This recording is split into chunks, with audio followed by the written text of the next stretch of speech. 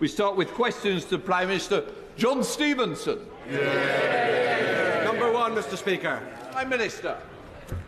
Mr. Speaker, I'm sure the whole House will share my sorrow at the capsizing of a small boat in the Channel in the early hours of this morning and the tragic loss of human life. Our hearts go out to all those affected and our tributes to those involved in the extensive rescue operation. Mr. Speaker, this morning I had meetings with ministerial colleagues and others, in addition to my duties in this House, including the visit of His Majesty the King. I shall have further such meetings later today. John Stevenson. Thank you, Mr. Speaker. Prime Minister, a 3.5-hour journey takes 6 hours. A straight journey ends up with 2 changes and a diversion. A train is cancelled at short notice. This has become the experience of a West Coast rail passenger. If Avanti do not get their act together, will the government cancel their franchise? Very popular question, Prime Minister. Well, Mr. Speaker, I thank my honourable friend for raising this, and I share the frustration that this is causing to many of his and other communities. Our priority immediately is to support the restoration of services before then making any long-term decisions on the operation of the West Coast franchise, but we will be closely monitoring Avanti's rollout of its recovery plan and holding them account for delivering for passengers. Leader of the Opposition, Keir Starmer. Thank you, Mr. Speaker. Can I join the Prime Minister? Our prayers go out to those who capsized in the freezing waters of the Channel last night. It's a reminder that the criminal gangs running those routes put the lives of the desperate at risk and profit from their misery. They must be broken up and brought to justice. Mr. Speaker, tomorrow will be the first ever nationwide nurses' strike. All the Prime Minister has to do to stop that is to open the door and discuss pay with them. If he did, the whole country would breathe a sigh of relief. Why won't he? Prime Minister. Mr. Speaker, we have consistently spoken to all the unions involved in all the pay disputes that there are. But I am glad he's raised our nurses, because they do incredible work, and it's worth putting on record. It's worth putting on record what exactly we have done for our nurses. Last year, when everyone else in the public sector had a public sector pay freeze, the nurses received a 3% pay rise. When the RCN asked for more in-work training, we gave every nurse and midwife a £1,000 training budget. And when they asked for nurses' bursaries, we made sure that every nursing student received a £5,000 grant. That's because we do work constructively, and we will continue to back our nurses. Mr. Speaker, nurses going on strike is a badge of shame for this government. Instead of showing leadership, he's playing games with people's health. And there is a human cost. Alex from Chester has been waiting for a gallbladder operation for nearly 6 months. He's in so much pain, he's been off school since then. His operation has already been cancelled twice. His mum, who I spoke to this morning, is worried sick. When she heard that strikes could be called off, she was massively relieved. She's desperate for the Prime Minister to resolve this. All he needs to do is simply meet the nurses. Now, Alex's mum is listening to this. She doesn't want to hear him blaming everybody else. She doesn't want his usual ducking of the question. She's tuned in now because she wants him to explain what is he going to do to resolve the nursing strike. Well, Mr. Speaker, it's not just Alex. There are millions of others across this country, Alex and Mark, millions of others who will have their healthcare disrupted because of the strike. Now, the honourable gentleman says to get round the table, but we all know what that means, Mr. Speaker. That is just simply a political formula for avoiding taking a position on this issue. If he thinks the strikes are wrong, he should say so. If he thinks it's right that pay demands of 19% are met, then he should say so. What's weak, Mr. Speaker, is he's not strong enough to stand up to the union.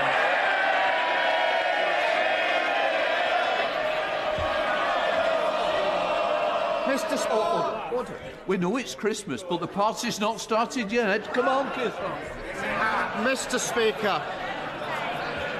Mr. Speaker, in 12 hours' time, there's a nurses' strike.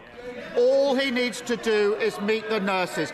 His inaction speaks volumes. As ever with this Prime Minister, it's Tory politics first, patience second. We've never seen a nurses' strike like this before. They've been forced into it because the government has broken the health system. Ask anyone in the NHS. They will tell you they don't have enough staff. 133,000 vacancies. And there's an obvious solution.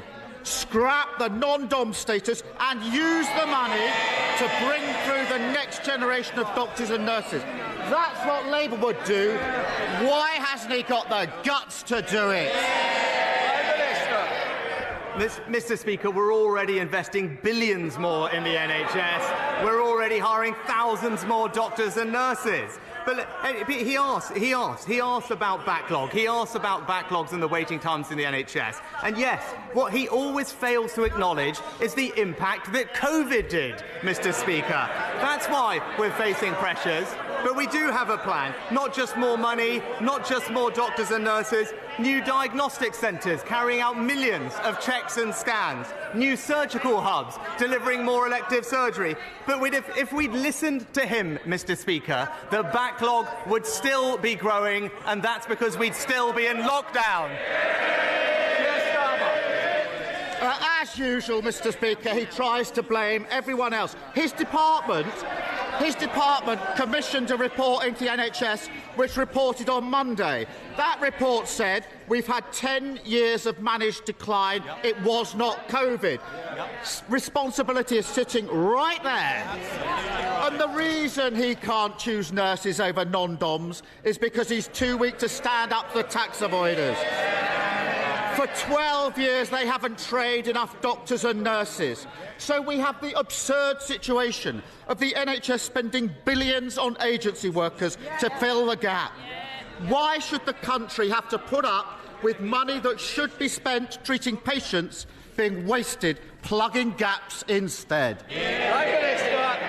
Mr. Speaker, let me tell the honourable gentleman what we are doing. We are actually listening to the independent pay review bodies. They want to undermine them. We've offered a fair pay deal. They can't even decide on a number amongst themselves. We're actually protecting the public. They're protecting their paymasters, Mr. Speaker. For working people in this country, it's Labour's nightmare before Christmas. Keir Starmer. There he goes again, pretending everything is fine. Try telling that to those on waiting lists or those that can't afford to pay for a next-day GP appointment. After 12 years of Tory failure, winter has arrived for our public services, and we've got a Prime Minister who has curled up in a ball and gone into hibernation. If he can't act on behalf of patients or nurses or everyone who wants these strikes called off, then surely the whole country is entitled to ask, what is the point of him and what is the point of the government he's supposed to be leading? Mr. Speaker, he talks about COVID not having an impact. Ambulance waiting times for Category 1 ambulance waiting times in February of 2020 were actually completely on target, Mr. Speaker. COVID has an impact, and that's why, as the Chief Executive of the NHS has acknowledged, this government is serious about its commitment to prioritise the NHS. But, Mr. Speaker, let's just have a look at the NHS in Labour-run Wales, shall we?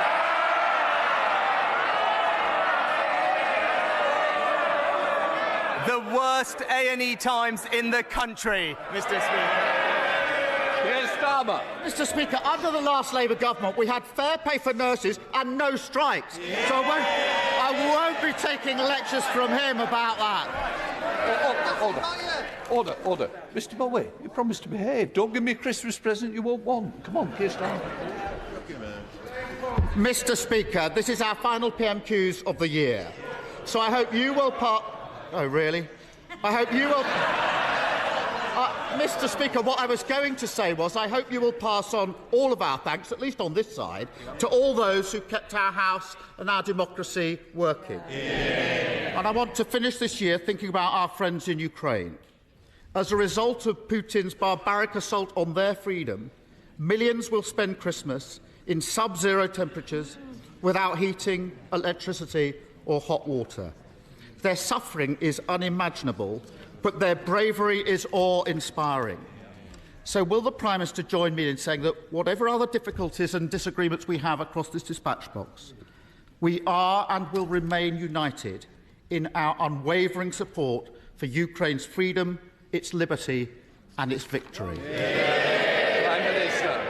Well, Mr. Speaker, can I join with the honourable gentleman in thanking and paying tribute to all the staff of the House for the fantastic work that they do to support all of us. And I appreciate his comments on Ukraine. It has been a point of incredible unity across this House and indeed the country, something that we can all be proud of in our country, that we have stood behind Ukraine at its hour of need. And as I said yesterday, this Christmas, many families will be laying an extra place at their Christmas table, and that speaks to the generosity and compassion of our nation, and long may that continue. Angela Richards. Thank you, Mr. Speaker. The A3 connects London to Portsmouth through Guildford, and I was delighted to see the new Solent Freeport announced last week, which will increase traffic flows.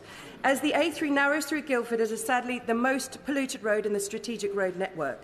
Short-term sticking plasters like putting up 9-metre-high air pollution barriers that will entrench divisions in Guildford is not acceptable to me or my constituents. Does my right honourable friend agree with me that it is time to think big, it is time to think long-term, and it is time to tunnel the A3 under Guildford? Prime Minister. Well, I thank my honourable friend for the question. I know this is an issue that she has long championed. I am told that National Highways are developing a range of different possibilities and solutions for the A3 through Guildford, and I know the Department for Transport will consider the case as it plans its future infrastructure investments. SNP Leader Stephen Flynn. I wish to join with the Prime Minister and the Leader of Opposition in extending my party's thoughts to all of those involved in the terrible tragedy in the Channel this morning. Mr. Speaker, thanks to positive and proactive negotiations between the Scottish Government and Unite and Unison health unions, a pay settlement has been reached and strike action averted. By stark contrast, the UK Health Secretary appears completely unwilling to negotiate with unions on pay, and strike action is very much still on the table. So may I ask the Prime Minister, when will he see the error of his ways and follow the Scottish Government's lead? Prime Minister. Well, Mr. Speaker, I'm glad the UK Government was able to provide £1.5 billion in extra funding to the Scottish Government for public services. The Health Secretary and other ministers have engaged fully, not just with the unions, but with an independent pay-setting process, which takes the politics out of the process and ensures that we can meet those independent requirements with a fair pay deal. Stephen Flynn. Mr. Speaker, let's be clear, those words will ring hollow in the ears of those people who, unlike the Prime Minister, can't nip into Waitrose for their shopping, nor indeed even turn on their heating at this moment in time. And that's particularly true for people in Scotland, because as we know, average energy bills in Scotland are not anticipated to be £2,500 per year. They're expected to be £3,300 per year. People are genuinely terrified, and that's despite the fact that Scotland produces 6 times more gas than we consume, with some 80% of our electricity coming from low-carbon sources. Decades of failed UK energy and regulatory policy coming home to roost. Is it not the case that Scotland has the energy? We just need the power.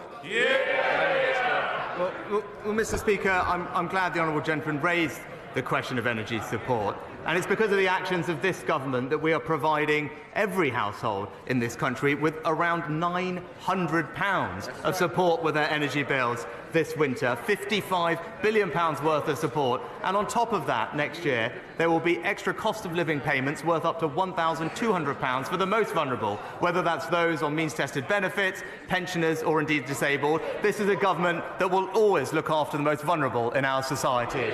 Stephen Beck. Metcalfe. Thank you, Mr. Speaker. As my right honourable friend will know, the Mayor of London, despite objections, has decided to expand the ULEZ zone across all London boroughs, which will massively impact my constituents and those who share a border with London.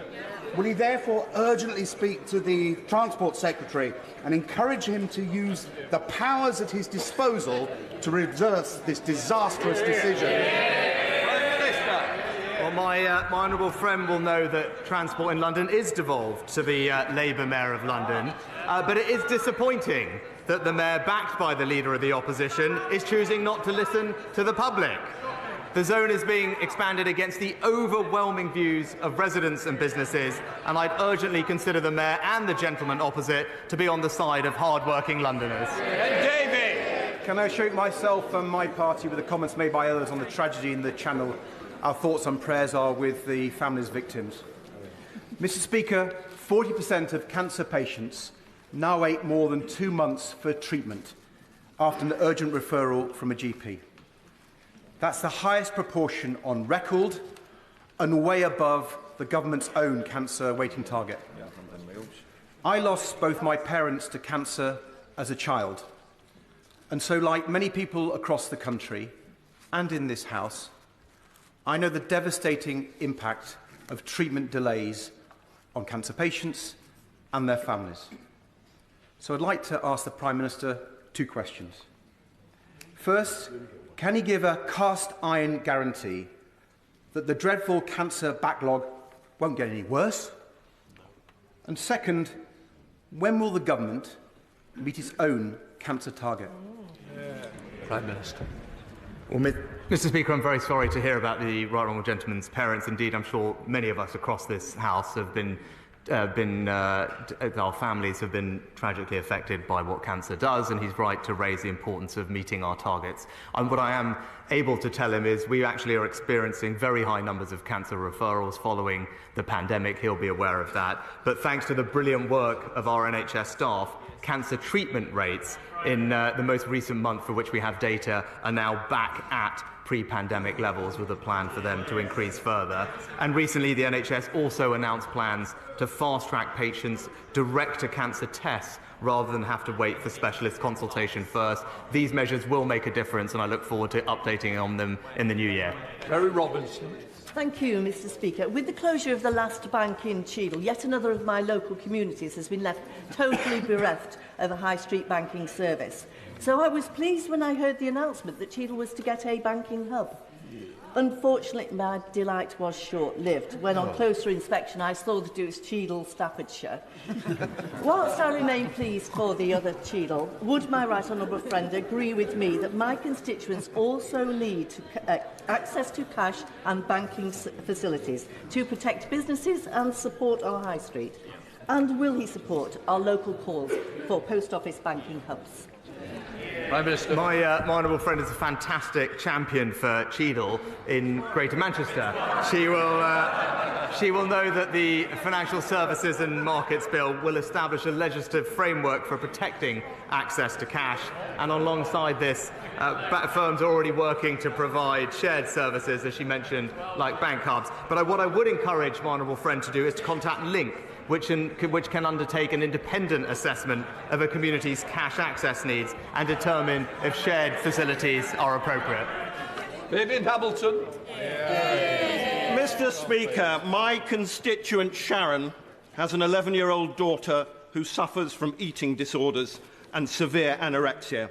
She was forced to spend a year in hospital in Sheffield, 40 miles away, because there were no beds in Leeds for children with those eating disorders. This, Mr. Speaker, is completely unacceptable. So will the Prime Minister now commit to ensuring that NHS mental health provision for young people is dramatically improved so that no other family has to ever again endure similar trauma? Minister. Well, first of all, can I say to Sharon and her family, I'm sorry about what she's experienced. The honourable gentleman makes an excellent point. Mental health funding, as he knows, is increasing, so we ensure parity of service. He's also right to raise the issue of eating disorders. It's something that provision is currently expanding for. I think 2,000 more children were given the treatment and advice and support they needed last year, and there are plans to go further because it's an issue that needs tackling. Jason McCall. Thank you, Mr. Speaker. Police Constable Nicola Hughes and PC Fiona Bone were savagely murdered in Manchester whilst on duty a decade ago. Nicola's dad, Bryn, is my constituent. He lives in Marsden. He was in Parliament again last week, continuing his campaign for emergency service workers and police officers who die whilst on duty to be awarded the Elizabeth Medal posthumously. Does my right honourable friend agree with me and Bryn that now is the time to commemorate and honour our brave police officers and emergency service workers who make the ultimate sacrifice by awarding posthumously the Elizabeth Medal? Prime Minister. I thank my honourable friend for his question, and I thank his constituent Bryn for his campaigning. Every life lost in the line of duty is a tragedy, and we remember the lives and service of PC's Nicola Hughes and Fiona Bone. We are determined, Mr. Speaker, to ensure that sacrifice that police officers and other public service officers make is recognised, and we are carefully considering the best and most appropriate ways to do this. Kirsty Blackman. Thanks, Mr. Speaker. Across these islands, people are suffering because of the woefully inadequate policies of this UK Tory government. They've crashed the economy, left millions in fear of the cold this winter, and are stoking division over striking workers rather than negotiating fair pay deals. Why is it that the only people that can rely on this Prime Minister are questionable PPE suppliers in the House of Lords, bankers, and former Prime Ministers getting taxpayer-funded handouts to defend their partying through COVID? Mr. Speaker, the only people stoking division in our United Kingdom are the party opposite. Question, Michael Fabricant. Question 12, sir. Prime Minister. Mr. Speaker, our priorities are growth, investing in public services and giving businesses the confidence they need to invest. I look forward to discussing this with the Mayor of the West Midlands. Michael Fabricant. Mr. Speaker, when my right honourable friend, the Prime Minister, recently visited the National Memorial Arboretum, he was slightly late. But I don't blame him, because he had to come by road.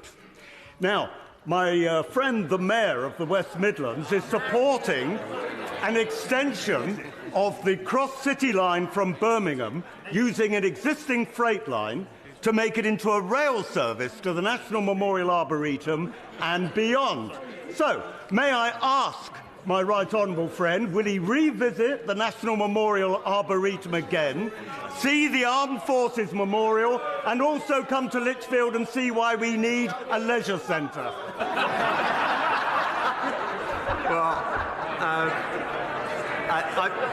I'd be delighted to come and visit the National Memorial Arboretum again, see my friend and the fantastic Mayor of the West Midlands, Andy Street, to discuss his plans to drive growth and opportunity in the region. Thank you. Thank you, Mr. Speaker. Mr. Speaker, it is now well over 3 years since the Conservatives promised the end no-fault evictions. Enfield has the highest rate of Section 21 evictions in London. 30 families in my constituency in the last month alone were made homeless as a result of Section 21. I have families sat in my office trying to keep warm as we try to find them emergency accommodation. Will the Prime Minister scrap this shameful legislation? If so, when? Well, Mr. Speaker, the Honourable Lady will know that we have announced plans to do that and we await parliamentary time. But it's not the only thing we are doing to protect renters, Mr. Speaker. We have passed legislation already to protect tenants from rip-off fees, and we've capped holding deposits because we want to make sure that renters do have the protections that they require and they have decent homes to rent. Holly Latham. Thank you, Mr. Speaker. Small modular reactors are a hugely important part of our future energy mix. And this Conservative government realised that when it awarded Rolls-Royce nuclear section based in my constituency a grant of £210 for development. But there's still no clarity or plan for moving from development to deployment. Will the Prime Minister come with me to meet Rolls-Royce to discuss how to move things forward and ensure the UK benefits from this exciting opportunity? Well, my honourable friend makes an excellent point. I'm delighted that government has awarded £210 million to Rolls-Royce SMR last year for research and development. This does have the potential to benefit the UK and support our energy security and climate goals. I look forward to getting updates and for working with my honourable friend to see this fantastic new technology come to life. Senator McCarthy. When my constituent who has dementia was taken ill recently, it took 3 hours for an ambulance to arrive. He then spent 10 hours in the back of an ambulance outside A&E, queuing to get in. And the doctor said to him, "I'm so sorry, we're treating you out of the back of a truck." But as we've heard, the King's Fund has said that the government has presided over a decade of neglect of managed decline in the NHS. So isn't it the Prime Minister, not that doctor, who should be apologising?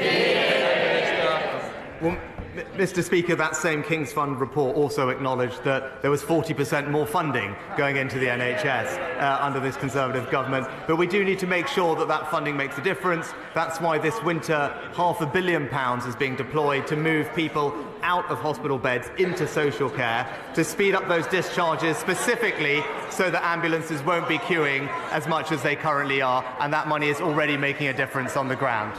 Zaki Bhatti. Thank you, Mr. Speaker. The community in Kingshurst, which I represent, has suffered an unimaginable tragedy earlier this week when 4 children fell through the ice at Babsonville Lake.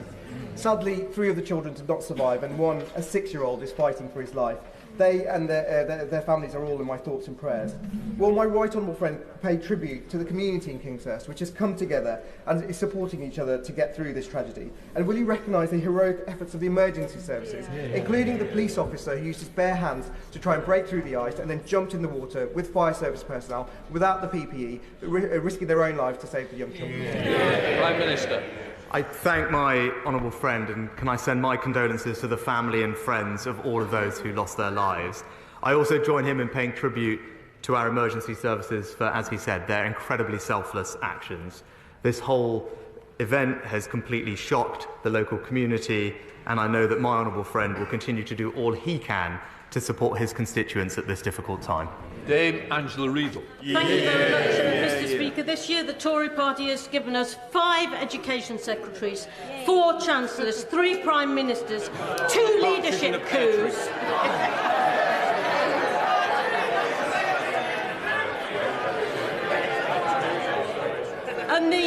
And Mr. Speaker, the partridges had to sell the pear tree to pay the gas.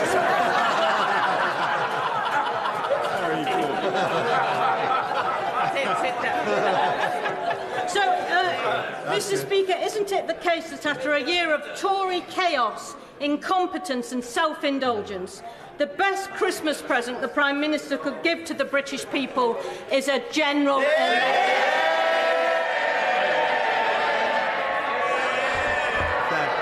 Mr. Speaker, Mr. Speaker, they're happier with that than before, Mr. Speaker. But all I'd say, when it comes to what the British people need this Christmas, Mr. Speaker, in order to ease the disruption on their lives, the best thing that the party opposite could do is tell their union bosses to call off these damaging strikes.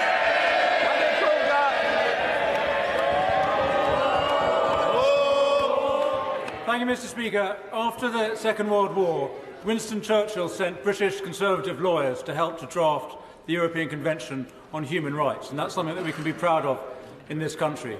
But in an age of mass migration, the ECHR is now limiting our ability to control our borders.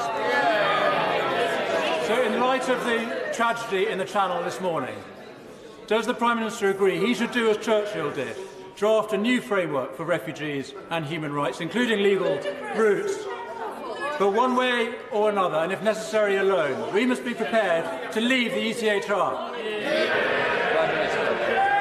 Mr. Speaker, as I told the House yesterday, our new legislation will deliver a system whereby a person who comes here illegally will have no right to stay and will be removed to their own country or a safe third country alternative. That is the system that the British people want to see. That's the system that we will deliver, and I look forward to hearing whether the party opposite will support it. Sir Olney. Thank you, Mr. Speaker. As temperatures are plummeting and the cost of living crisis is deepening, ordinary families are facing a Dickensian nightmare across the country this Christmas. Mortgage bills are soaring, household repossessions are up, and nearly 500,000 tenants face a threat of eviction after falling behind on their rent. Too many people are worrying about where they and their children will wake up on Christmas morning. So will the Prime Minister agree to a temporary ban over the festive period on repossessions and evictions so that nobody has to live in fear of losing their home this Christmas?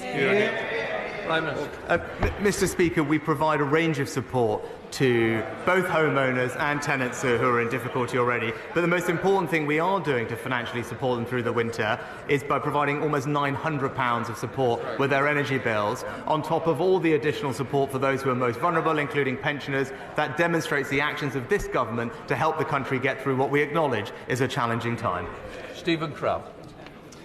Thank you, Mr. Speaker. Tomorrow, Mr. Speaker, at 9:30, you'll lead this House in a 1-minute silence to mark 80 years since the British government recognised that the Holocaust was taking place in Nazi-occupied Europe. As we come together to mark that moment, will the Prime Minister join me in praising the Holocaust Educational Trust and the extraordinary survivors who continue to do amazing work, ensuring that the next generation understand and learn the lessons from the past? Minister.